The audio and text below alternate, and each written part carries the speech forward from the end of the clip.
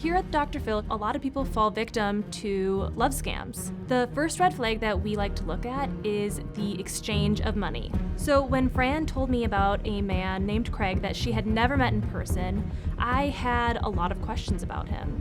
What we did know is that he had asked Fran to send money to his alleged lawyer named Krista, who lived in Florida. We found that there was no Krista in Florida or in the United States practicing as a lawyer.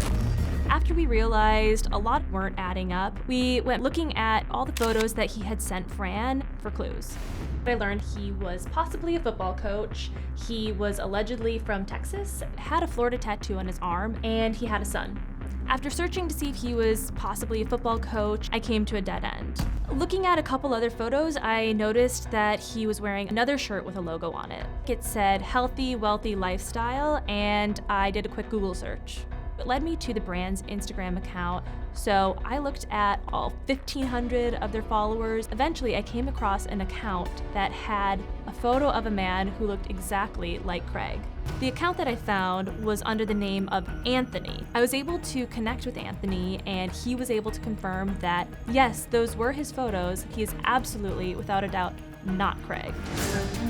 All of these things anyone can do from home with the access to the internet, Google, social media platforms. People can start researching any red flag that they find, and if they sense that something's off, start digging. Andrea's one of our producers, and what are some other things people can do at home without all of our cyber detectives and everything? All right, so one of the first things that I always do that I think anybody has very simple access to is collecting any photos that you have from the person that you think you're talking to or your loved one is.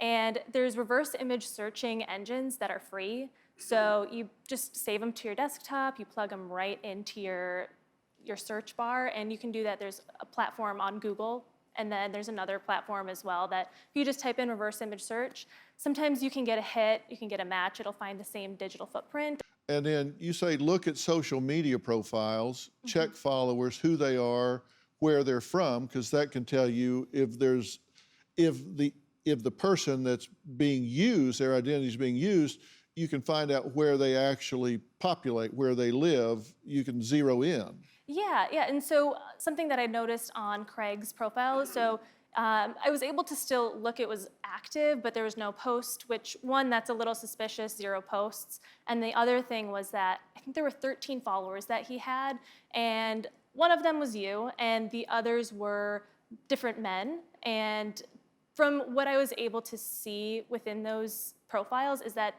they were not from America. And you start to see, this isn't a real person, this is a made-up account. What we're saying, guys, is if you have doubts about this, without all these extra resources, you can do some stuff, you just start looking backwards.